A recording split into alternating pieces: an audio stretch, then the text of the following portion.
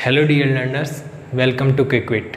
जैसा कि हम हमारे पिछले चैप्टर में लेक्चर में रिलेशन के बारे में पढ़ चुके हैं। रिलेशंस आपके फैमिली रिलेशंस नहीं, मैथमेटिक्स में रिलेशन। तो मैंने आपको रिलेशंस की डेफिनेशंस और एग्जांपल के थ्रू बता दिया था। एक बार वापस रिकॉल करा देता हूँ। जो भी रिलेशन होता है वह क्या होता है, ए क्रॉस बी होता है, उसका क्या होता है, सबसेट होता है। अब हम कुछ नई चीज़ें जानेंगे, तो उसको स्टार्ट करते हैं। मैं आपको पहले डेफिनेशन समझाऊंगा, उसके बाद मैं एक एग्जांपल के थ्रू आपको एक एक पॉइंट क्लियर कर दूंगा। तो आप देख सकते हैं, a relation are is called रेफ्लेक्सिव। रेफ्लेक्सिव उसको कब कहेंगे, जब ए रिलेटेड टू ए हो, या फिर ए बिलोंग्स टू आर हो। यानी कि अगर कोई एलिमेंट खुद से ही रिलेट हो जाए तो वह क्या रिलेशन क्या कहलाएगा, रेफ्लेक्सिव कहलाएगा। ओके।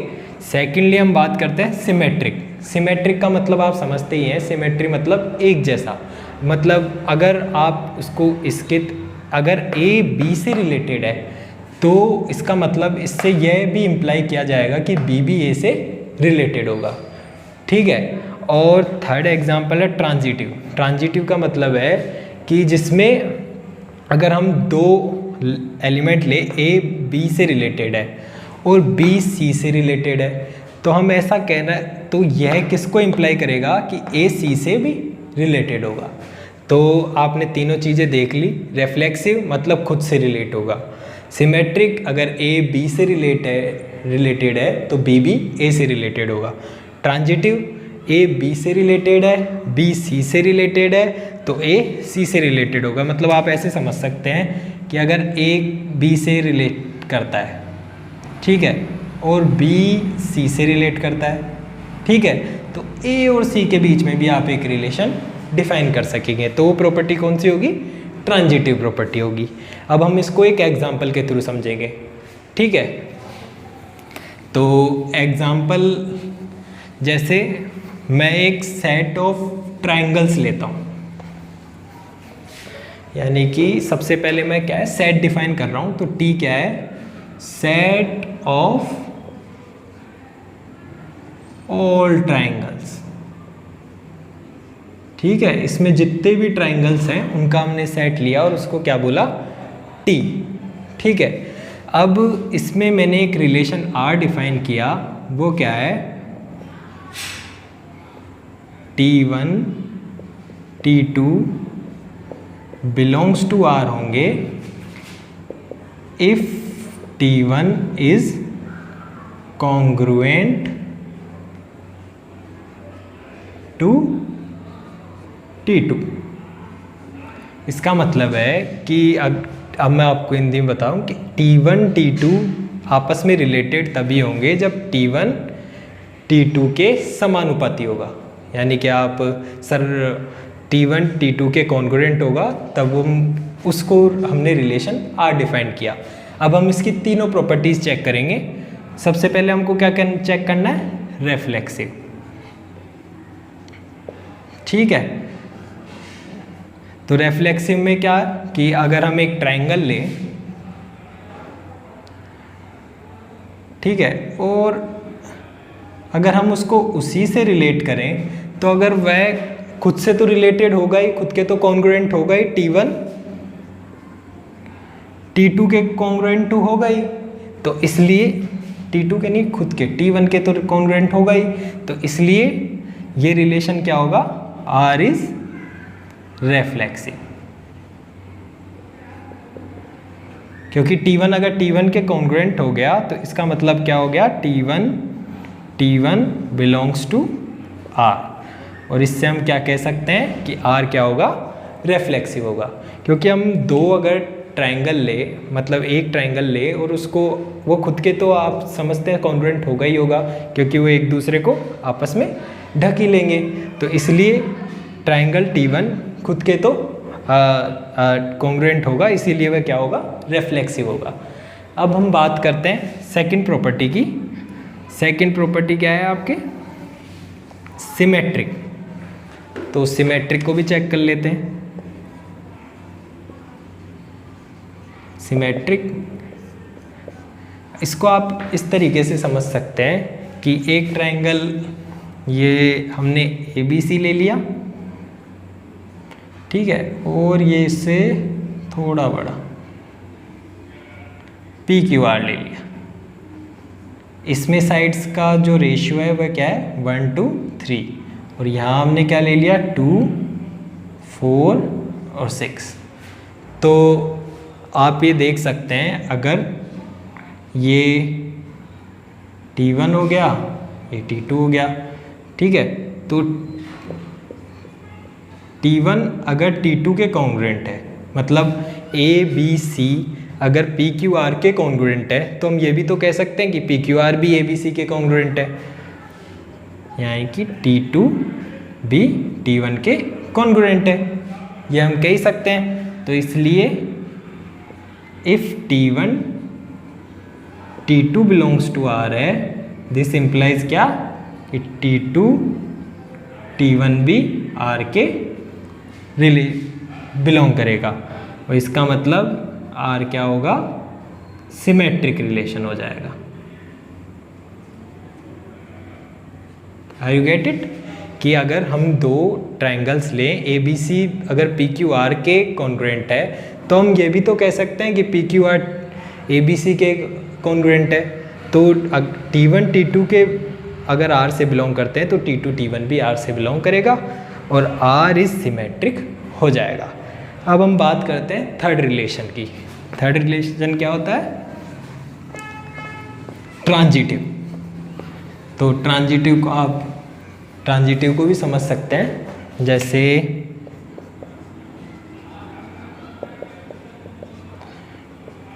ट्रांजिटिव में क्या है कि हमने 3 ट्रायंगल लिए, मान लीजिए ये एक ट्रायंगल है ए बी सी, ये उससे बड़ा थोड़ा पी क्यू आर, और ये उससे भी बड़ा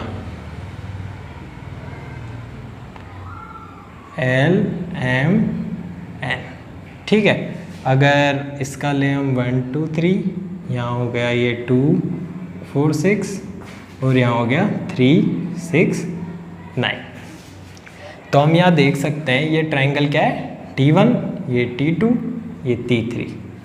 तो T1 यहाँ कॉन्ग्रुएंट है किसके, T2, यानी कि ABC किसके कॉन्ग्रुएंट है, PQR के। एंड जो आपका T2 है वो किसके कॉन्ग्रुएंट है, T3, यानी कि LMN के। तो अब आप देख सकते हैं अगर यह इनकी आप साइड्स का रेशियो लेंगे और इसकी साइड्स का रेशियो लेंगे, तो वह भी आपको क्या होगा, कॉन्ग्रुएंसी मिलेगी। तो इससे आप क्या कह सकते हैं कि T1 भी किसके कॉन्ग्रुएंट हो जाएगा, T3 के। और यही तो हमको प्रूफ करना था। इसका मतलब क्या है फर्स्ट लाइन का, कि T1 T2 belongs to R and T2 T3 belongs to R। तो इसने इम्प्लाइज कर दिया ना, T1 T3 also belongs to R। तो हमने क्या है, इसको ट्रांजिटिव भी प्रूफ कर दिया। तो आप समझ गए कि T set of all triangles लें और उस पर एक रिलेशन डिफाइन करें कि T1 कॉन्ग्रुएंट होना चाहिए T2 के। फिर हमने इसकी तीनों प्रॉपर्टी दिखा दी कि ये रिलेशन रिफ्लेक्सिव भी है, क्योंकि अगर एक ट्रायंगल खुद से रिलेटेड है तो वह कॉन्ग्रुएंट होगा, खुद के तो होगा ही होगा। अगर एक ट्रायंगल दूसरे ट्रायंगल के कॉन्ग्रुएंट है तो अपन ऐसा भी तो कह सकते हैं कि वो ट्रायंगल उसके भी कॉन्ग्रुएंट होगा। और अगर हम 3 ट्रायंगल ले, ट्रायंगल T1 T2 आपस में कॉन्ग्रुएंट है और T2 T3 आपस में कॉन्ग्रुएंट है, तो T1 भी T3 के कॉन्ग्रुएंट होगा, क्योंकि इसकी साइड्स का जो रेशियो होगा वही इसकी साइड्स का रेशियो होगा। तो T1 भी T3 के कॉन्ग्रुएंट हो जाएगा, और इसी वजह से ही रिलेशन ट्रांजिटिव भी हो जाएगा। अब हम बात करते हैं इक्विवेलेंस रिलेशन किसको कहते हैं। तो इक्विवेलेंस रिलेशन और कुछ नहीं होता है, जो रिलेशन रिफ्लेक्सिव, सिमेट्रिक और ट्रांजिटिव होता है वही क्या होता है, इक्विवेलेंस रिलेशन होता है। तो अभी हमने जो रिलेशन डिफाइन किया था वह एक एग्जाम्पल हो जाएगा किसका, इक्विवेलेंस रिलेशन। इसकी डेफिनेशन आप रोज नोट कर लीजिए। A relation R is said to be equivalence relation if it is reflexive, symmetric and transitive. अगर वह तीनों प्रॉपर्टीज को सेटिस्फाई करे, रेफ्लेक्सिव, सिमेट्रिक और ट्रांजिटिव, तो वह रिलेशन क्या होगा? एक इक्विवेलेंस रिलेशन होगा। अब हम एक और सेट लेंगे और उस पर यही तीनों प्रॉपर्टीज को चेक करेंगे ताकि आपको सब कुछ क्लियर हो जाए। तो मैं आपको, जैसे हम एक प्लेन के अंदर सभी लाइंस का क्या लेते हैं? एक सेट लेते हैं और उसको L से डिनोट करते हैं। तो हम सबसे पहले सेट डिफाइन कर देते हैं L, जो क्या होगा? The set of all lines in a plane.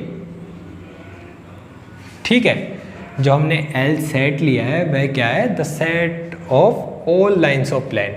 और हमने इस पे एक रिलेशन R1 इस तरीके से डिफाइन किया कि L1 L2 यानी कि दो लाइंस एक दूसरे से रिलेटेड कब होगी? when L1 is perpendicular to L2। हमने एक रिलेशन R इसमें इस तरीके डिफाइन किया कि L1 L2 R से तभी बिलोंग करेगी जब L1 परपेंडिकुलर होगी L2 के।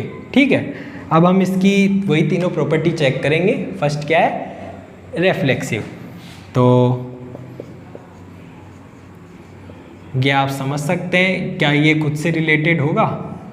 कैसे होगा? अगर आप एक लाइन लेंगे तो वह खुद के ऊपर परपेंडिकुलर तो हो नहीं सकती, उस पर परपेंडिकुलर कहाँ बन रहा है? या तो यहाँ या फिर इस डायरेक्शन में। वह खुद के ऊपर खुद तो परपेंडिकुलर हो नहीं सकती, तो इसका मतलब है दिस रिलेशन इज नॉट रेफ्लेक्सिव।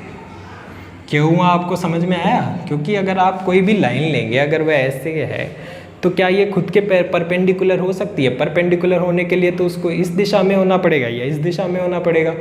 तो इस तरीके से तो ये कभी नहीं हो सकती। तो दिस L1 खुद से रिलेट कभी भी नहीं हो सकता। इसको आप ऐसे लिख सकते हैं L1 this not belongs to R। Okay, अब हम इसकी सिमेट्री चेक करेंगे। तो सिमेट्री को चेक करने के लिए आप नोट कीजिए, जैसे ये है symmetric.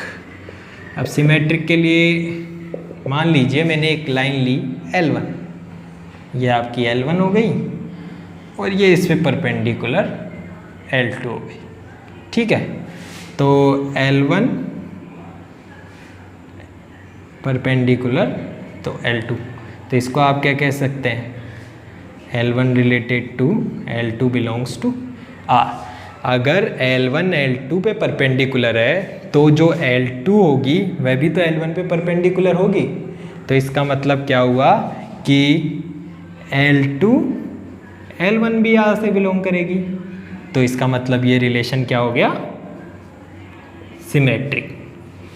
This relation is symmetric. Okay, अब हम इसकी थर्ड प्रॉपर्टी चेक करेंगे, ट्रांजिटिव। तो ट्रांजिटिव प्रॉपर्टी चेक करने के लिए आप देख लीजिए, जैसे सबसे पहले नोट डाउन कर लिए तो ट्रांजिटिव के लिए हम क्या करते हैं? पहले एक लाइन L1 लेंगे जिस पे L2 परपेंडिकुलर है, ठीक है। अब L2 पे आप कोई भी परपेंडिकुलर लेंगे तो वह क्या होगा, इस दिशा में, ये L3 हो गया, ठीक है। तो L1 परपेंडिकुलर L2 और L2 परपेंडिकुलर L3। लेकिन आप देख सकते हैं क्या ये इम्प्लाई करता है कि L1 और L3 भी एक दूसरे के परपेंडिकुलर होंगे? ये तो आप एक दूसरे के पैरेलल हो गए। तो इसका मतलब अगर L1 L2 R से बिलोंग कर रहा है, L2 L3 R से बिलोंग कर रहा है, लेकिन L1 L3 R से बिलोंग नहीं कर रहा है, क्योंकि R पे डिफाइन होने के लिए इसको एक दूसरे के क्या होना था, परपेंडिकुलर होना था। लेकिन क्या ये परपेंडिकुलर आया? ये दो एक दूसरे के पैरेलल आ गई। तो हमारे ये L1 L3 से रिलेटेड हुआ ही नहीं। तो इसका मतलब this relation is not transitive.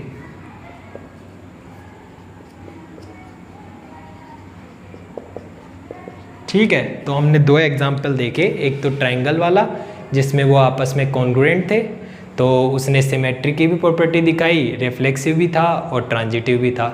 लेकिन अगर हमने ये लाइंस वाला एग्जाम्पल लिया जिसमें हमने रिलेशन को L1 परपेंडिकुलर L2 से डिफाइन किया, तो वहाँ पर यह केवल सिमेट्रिक ही हो पाया, ना तो ये रिफ्लेक्सिव हो पाया और ना ही ये ट्रांजिटिव हो पाया। तो आज के लिए इतना ही। आगे हम अगले लेक्चर में पढ़ेंगे। हमसे जुड़ने के लिए आप हमारे YouTube चैनल से जुड़िए, उसको सब्सक्राइब कीजिए, लाइक करिए, कमेंट कीजिए। Thank you.